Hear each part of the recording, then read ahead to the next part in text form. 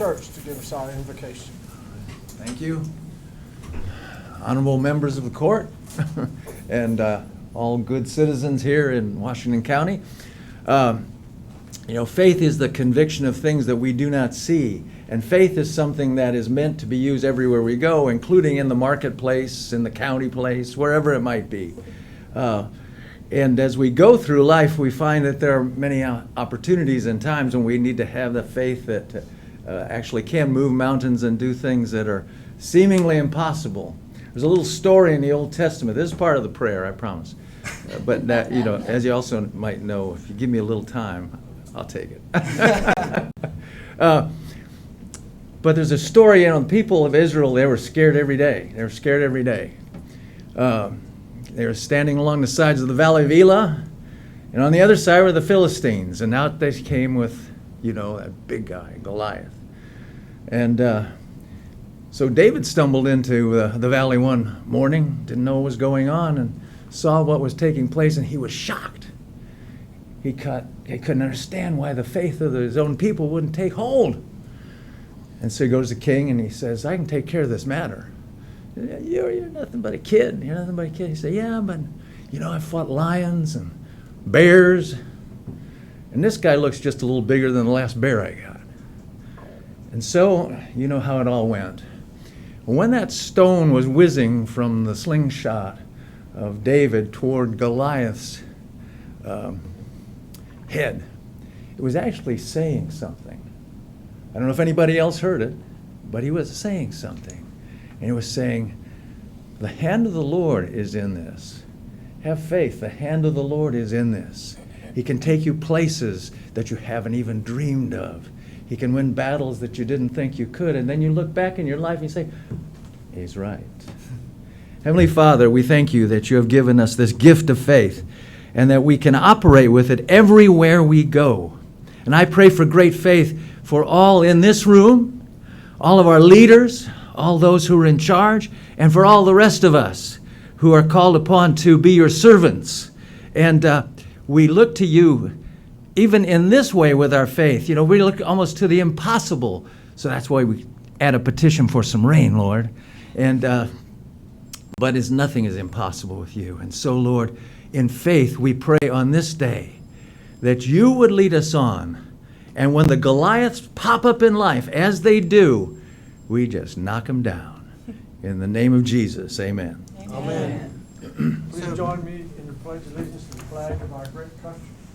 I pledge allegiance to the flag of the United States of America and to the republic for which it stands, one nation under God, indivisible, with liberty and justice for all. Now the Texas flag. Honor the Texas flag. I pledge allegiance to thee, Texas, one state, under God, one and indivisible. Thank you. Thank you.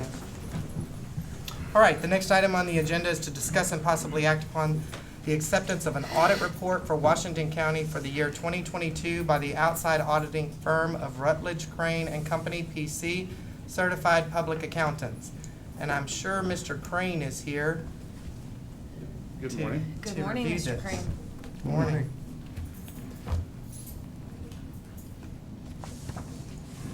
That's a tough act to follow, particularly since I'm Pentecostal. But in college, I dated a Lutheran girl, and she was wonderful. There are a couple of things I want to go over in the financial statements, and I don't know if you've had a chance to look at the electronic version, but there are a couple of highlights, and this year looks a lot different than previous years. First of all, just a little rundown is the transmittal letter on page 1. That's where the county auditor writes an introductory letter to the financial statements and gives you some more top-level information about the county. On page 15 is the MD&A. That's the management discussion and analysis. And this is a comparison of how we did this year compared to last year, and it's also written by the county auditor. And of course, we review all this to make sure of the consistency. When we get into financial statements on A1, there are 2 levels, and you actually have 3 levels of accounting here. And I always like to point this out because from year to year, we live with it daily, but you probably think of it once a year. There is the full accrual basis. This is the same thing General Motors, Ford, any corporation uses. That's on A1, which is page 22. And it's a little different. What it takes is all your governmental funds and combines them into one statement saying, here's how the county is a total.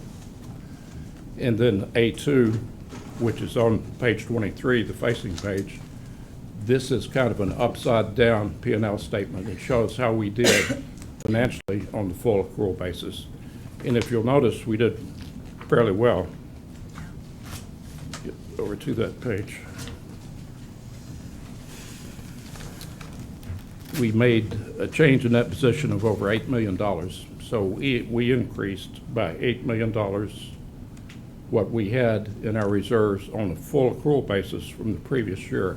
And considering that we had a level of $50 million in the prior year, that's a pretty good bump. Now, one of the problems with a full accrual basis, if you're looking at a corporation, you worry about things that, such as what is my debt, what are my assets, how much depreciation, things that we don't normally look at. And that's the only part that has to do with full accrual. So we go over to the financial statements you're more used to. And if you'll go with me over to page 29, this is still the middle level. This is called the modified accrual basis. And this is the way the preponderance of governments keep their books. And if you'll notice on this, the far left column is the general fund. We show your major funds, and there's a mathematical formula that calculates that. And you had 4 major funds this year, and all your other governmental funds get stuck in a column to the right called other governmental funds.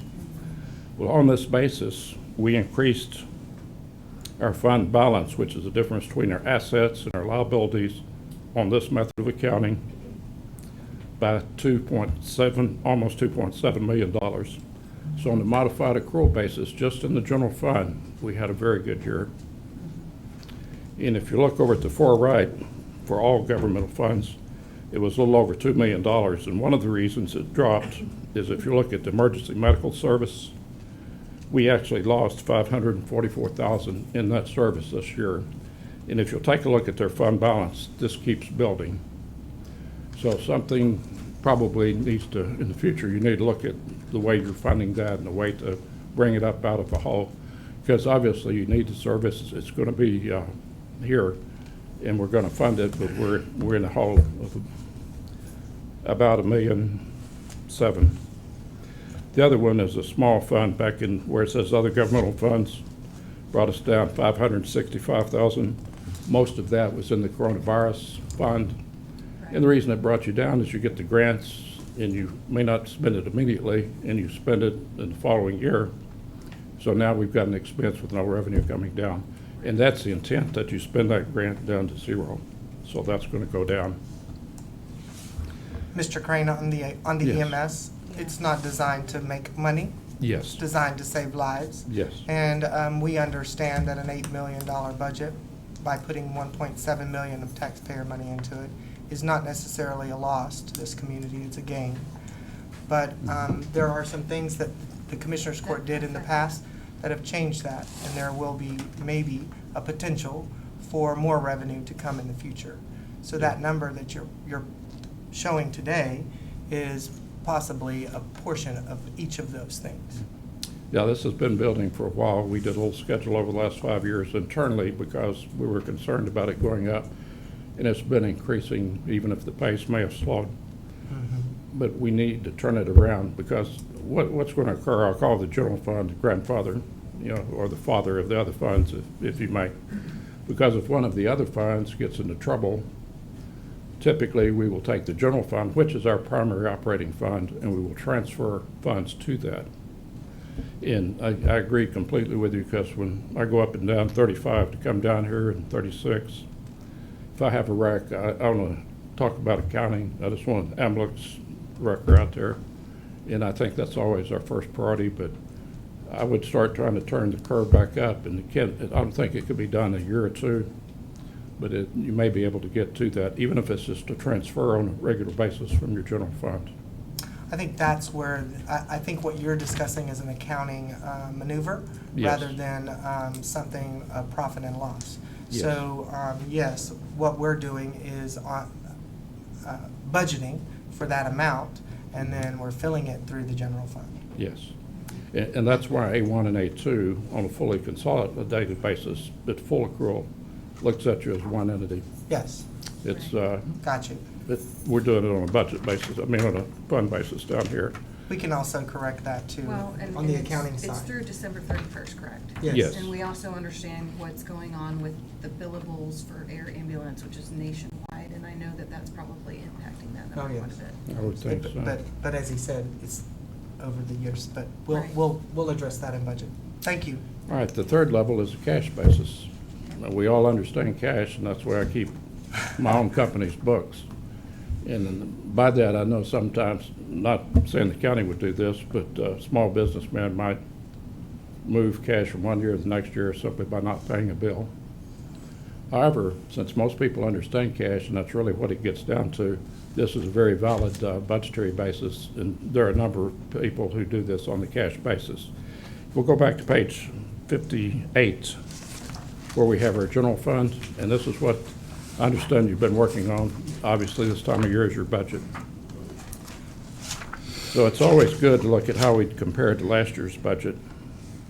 And for receipts, we were $1.4 million ahead of what we had budgeted. And I'm sure there's some reasons for that, such as sales tax went up by $1 million. If you go through that, it'll give you the major areas and what went up and what went down. But we were very conservative in our budgeting for our revenues and our receipts last year, and we more than beat it. If we'll go back to page 65, since you have a lot of departments, it takes a bit. We also see that we have a comparison of our total disbursements with our budget, and we were able to underspend our budget by $347,000, as you can see on page 65.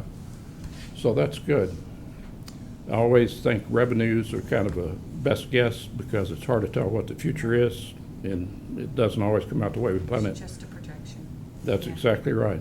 And it's much easier to do this on expenditures, except things also change. So when I see you have a positive variance, I always like to point that out and say that's because the managers or the department heads, elected officials, appointed officials, manage their budget. And so if you come out under budget at that level, then the folks out in the field doing the work are doing a decent job. And that should be recognized. I agree. I think that we have a lot of elected officials and department heads that are doing an outstanding job in terms of managing their budget and keeping it within the means of what this Commissioners Court budgets for them. I will also say, Mr. Crane, that this Commissioners Court has taken a lot of negative press about we're overspending and those things. This report right here doesn't tell me that. This No. report, and I believe this report are the facts, correct? As So all close as the we can gossip get it. that's out there in this community about how we're overspending in this county government should be discounted by the fact that this report shows completely different. Yes, it always goes back to the budget. If sometimes budgets look better, your comparison to budget because we do what I say it's called putting your hand on the scale. We under budget revenues, we over budget expenditures. That's a little tougher to do because citizens watch the budget, and if you start Yes, sir. over budgeting your expenditures, they're going to come talk to you. So if we've got an honest budget, and it appears that we do here, because we still came $347,000 out of all we had to spend in the general fund, it's pretty close, but it's positive. Yeah. So people were watching things. We do have a lot of department heads and elected officials over the last few years that have really tried to go more towards a zero-based budgeting Yes. model, which I think is very helpful for this court. Yes, Jimmy Carter was one of the first proponents of that. I'm very familiar with the zero-based budgeting. And it would be very interesting to see you do that. Yeah, I've seen very few governments, smaller governments attempt that. I've got one big surprise for you on page 69, and it's surprised everybody we have dealt with this year. That's a little schedule that shows your pension expense for the last, since 2014, when this regulation was put in. And if you go to the middle paragraph that says plan fiduciary net position, notice about the third item down is your net investment income. You have net investment income for this past year in your pension plan of almost 11 million, whereas last year it was 4 million. That is just amazing. And across the board, it's been in all the counties we've audited because everybody is in TCDRS. If you look down at the bottom, you'll see that the bottom number with the double underscore is bracketed $2,242,000.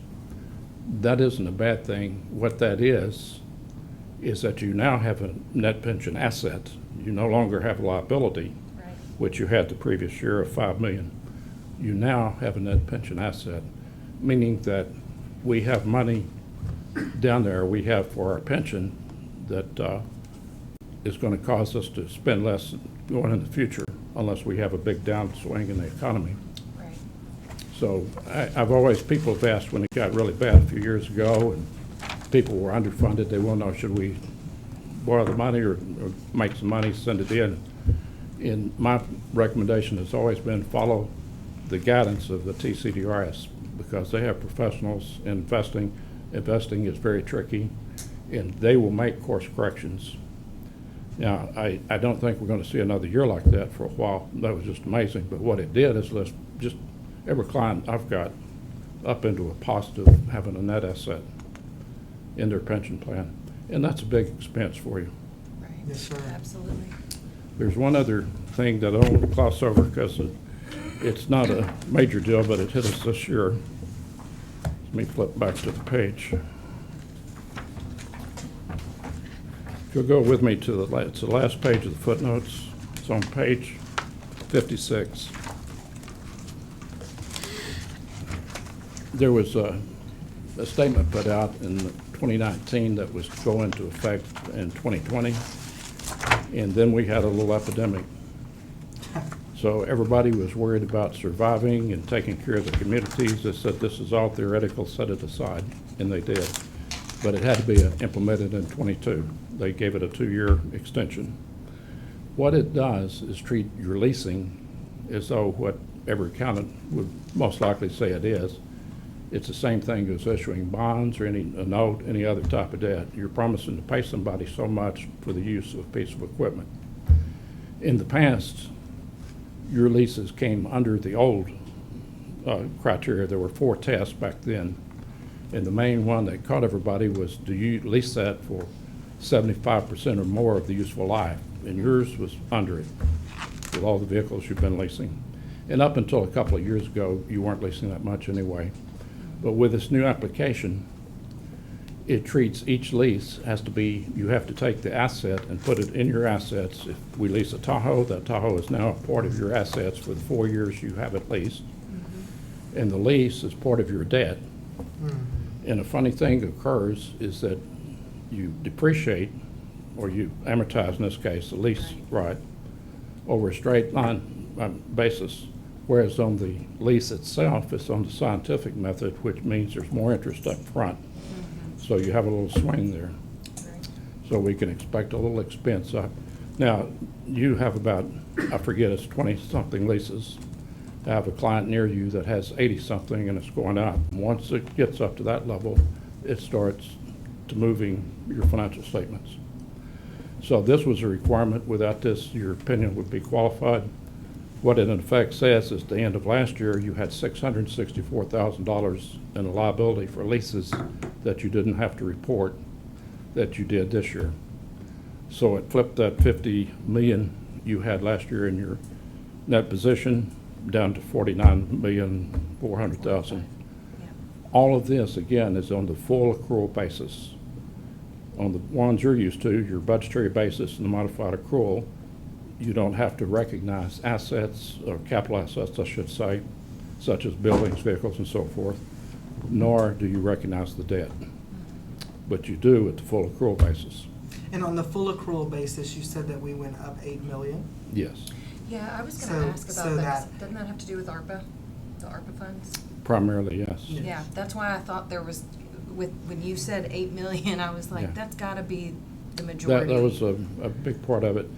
And what occurred there is you got a big slug of money in, and it's recognized at different periods. If you're on the fund basis, you usually don't recognize anything that you don't spend within 60 days. So it sets in deferred revenue. And on the other, it depends on if you've got the money, but you haven't earned it yet, it gets deferred at that level, at the full accrual level. So it's a kind of tricky to go back and forth between the two, and it's not recognized at all at the cash basis, other than you receive some cash, but it doesn't matter when you spend it. Which So- means there's still $1 million worth of Yes. others in the full accrual. Yeah, but it- wouldn't some of those also be grants? Yes, you have other grants. Yeah. The other thing I'm you sure need to Most understand, of that is mostly grants. primarily it is, but you need to understand one other thing, and I'm sure you do, you have a deadline of 2024 to have that money committed. There's some Right. rules on it. If you're with your county auditor, please don't miss that deadline. I know it's still some ways off, but I have some clients who, unless they start today, it's going to be difficult for them to get it properly committed and done. And I remember always saying, I'm fairly conservative myself, and I always would get upset about sending money to the feds and then turn around and send you 50 cents back. You send them $1, you get 50 cents. And I was talking with an old judge who sat me down and said, let me explain it to you, young man. I wasn't, but I was a lot younger than I am now. He said, that's what you're saying is true. But if we send our dollar up there and we don't take our 50 cents back, somebody else took our 50 cents. Right. And the light came on at that point. So if you have a grant, you can apply for it, get, and you follow their rules, I strongly encourage it. But that's just a personal philosophy. Well, Now, thank you so much, Mr. Rain.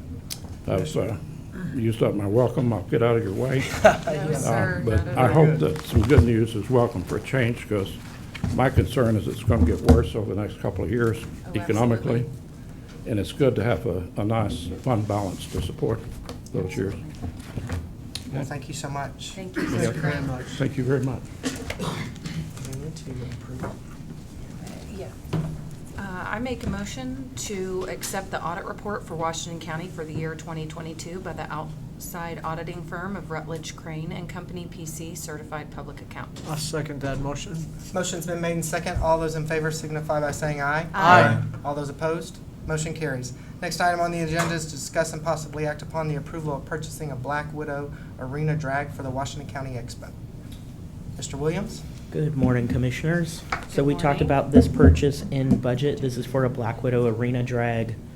Ours, we've gotten the most amount of usable life out of it. The wheels have literally fallen off the unit. We will use it for parts to help support the new one as it wears and tears through its useful life. We've looked at all the different options. This is the most affordable option for our facility that provides the best results. And you got another quote, so it went down significantly. It from what did. So initial- it's 80, we're looking at 85 in a pinch. I It's believe. 8350 is what this $83.50. what this quote says. Perfect. Yeah. Thank you. There you go. Numbers. Commissioners, you have this in your packet. $8,350 is for this. Yes. Not a penny more? Not Right, a penny okay. more. All right. I need a motion, Commissioners. I make a motion to approve the purchasing of a Black Widow arena drag for the Washington County Expo. I'll second. Motion's been made and second. All those in favor signify by saying aye. Aye. All those opposed? Don't we need Motion to carries. amend to state where we're gonna pull the funding from? Because weren't we, during budget, we talked about pulling from reserve. Did y'all We have find another contingency. opportunity, another place to pull it from? The- Are we the pulling it from discussion- contingency? The discussion was that this was not going to be put in his Next budget year's. for next year, Right. and that we would find the money out of reserve. Okay. I imagine that there are contingency dollars for this. that I'm we sure can- there are. Okay. If not, we will have to make a budget amendment or a budget amendment that Ms. Kramer will bring to us. Okay. All right? All right.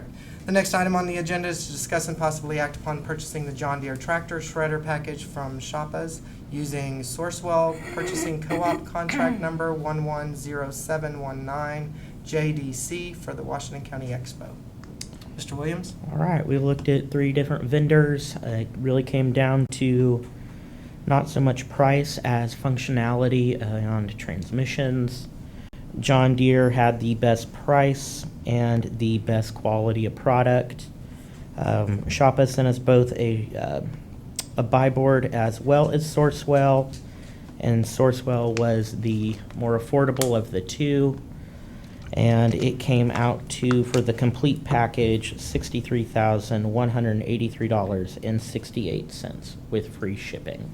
Commissioners, this was also discussed in budget, if you remember, and we also discussed doing that out of this year's funding rather than putting it into our And budget. working it into the rate, just so everybody knows. Yeah. That's right. That's why we're choosing to do it this way. So One-time purchase. I'll move upon the approval of purchasing a John Deere tractor and shredder package from Shoppa's using Sourcewell Purchasing Co-op contract number 110719-JDC for the Washington County Expo.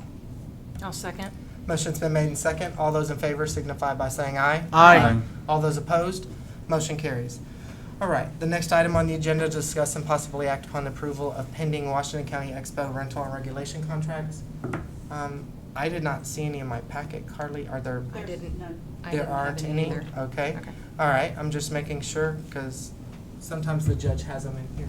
Yeah. So, all right, so there are none. So let's move on to item number 7, discuss and possibly act upon the approval of a memorandum of understanding between Washington County Sheriff's Office, Jail Division, and MHMR Authority of Brazos Valley. Commissioner Bullock, I believe you worked on this with, Right, and Commissioner Majewski and I both attended a meeting between some of the Sheriff's Office and Jail Administration and MHMR earlier this year. It was really just some small tweaks that we were trying to make sure that the preferred communication and what that was going to look like, what that was in the document.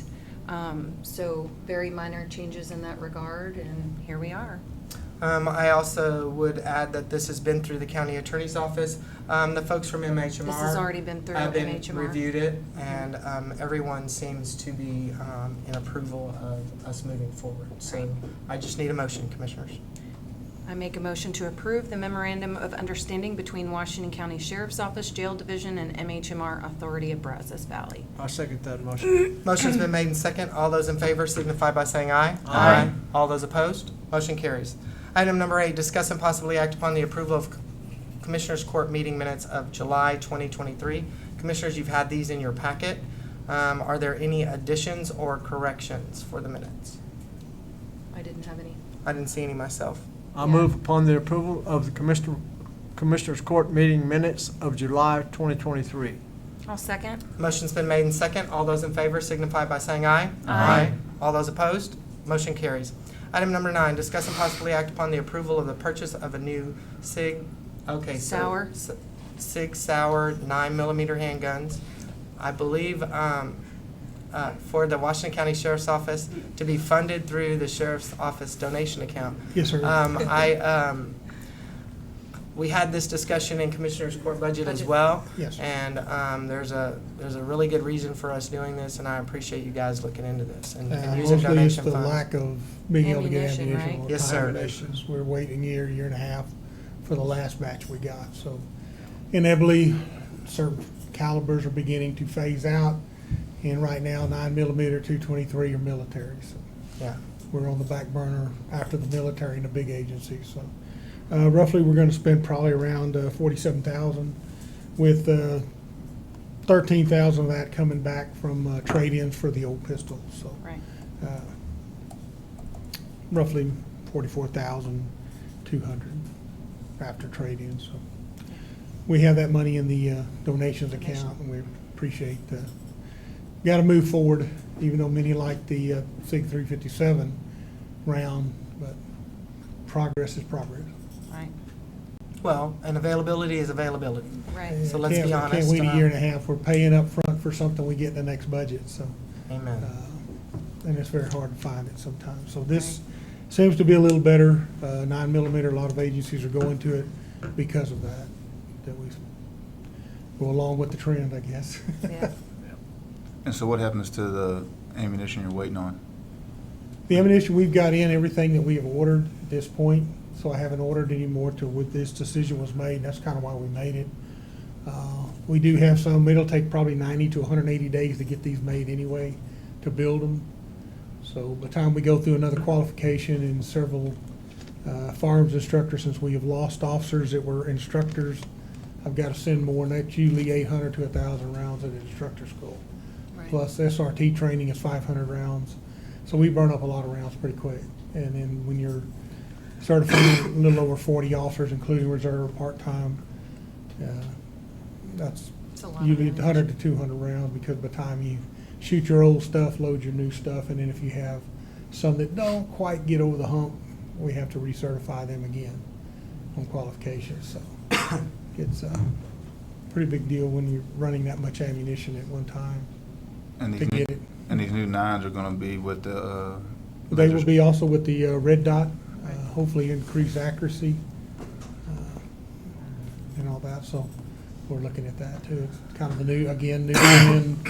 Found that's a little better than, you always wonder about collateral damage when you have to use of force and things like that. We have seen that during my career, where some person that's probably shouldn't have got shot or wounded or shrapnel or whatever. So hopefully this will help us narrow down even better shooting with the red dot. Well, I'm hoping you don't have to use force. I know you do. Well, you always hope for But I'm that, but hoping for that. You always It's keep your fingers necessary. crossed. I Yes, mean, sir. We hate to always do that in law enforcement, but you never want to come to work going. Well, I appreciate the explanation, and I also appreciate the use of the donation funds for this purchase. That's kind of what we're It saves the looking at, taxpayers things like money, that. and you guys have done a good job of utilizing this fund for that, so Thank you, thank sir. y'all. Do I have a motion, Commissioners? I make a motion to approve the purchase of the new 6-hour 9mm handguns for the Washington County Sheriff's Office to be funded through the Sheriff's Office donation account. I'll second. that motion. Motion's been made and second. All those in favor signify by saying aye. Aye. All those opposed, motion carries. Thank Thank you you, so much, Commissioner. Mr. Thank you, Petrash. Thank you. Thank you.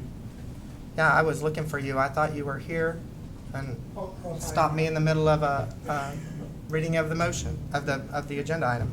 Item number 10, discuss and possibly act upon the approval of the reappointment of Mrs. Dorothy Morgan and Dr. Robert G. Wright to the Brazos Valley Council of Governments Board of Directors for the term of 3 years, beginning October 1st, 2023, and ending September 30th, 2026. Commissioners, I believe these folks get notice that their terms are up, and this is a housekeeping, Right.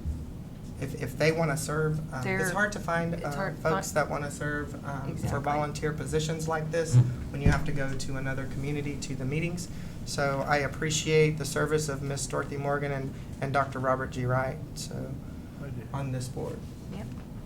They've done a good job. So do I have a motion? I move upon the approval to reappoint Mrs. Dorothy Morgan and Dr. Robert G. Wright to the Brazos Valley Council of Governments Board of Directors for a term of 3 years, beginning October the 1st, 2023, and ending September the 30th, 2026. I'll second. Motion's been made and second. All those in favor signify by saying aye. Aye. All those opposed, motion carries. Discuss and possibly act upon the approval of the bond renewal for Reserve Deputy Sheriff Craig D. Weezapuppy. This is the annual renewal for him to stay as a reserve to assist the sheriff's office. I believe he does a lot of transport for them. Yeah, he is a part-time employee. Him and Deputy Mathis usually handle all the prisoner transport back and forth Yeah, I was gonna say he's a from the transport. prison systems. All right, Commissioners, do I have a motion? I make a motion upon the approval of bond renewal for Reserve Deputy Sheriff Craig D. Weezapuppy. I second that motion. Motion been made and second. All those in favor signify by saying aye. Aye. All those opposed, motion carries. Item number 12, discuss and possibly act upon the accounts payable. Ms. Kramer? The total this week is $643,233.51.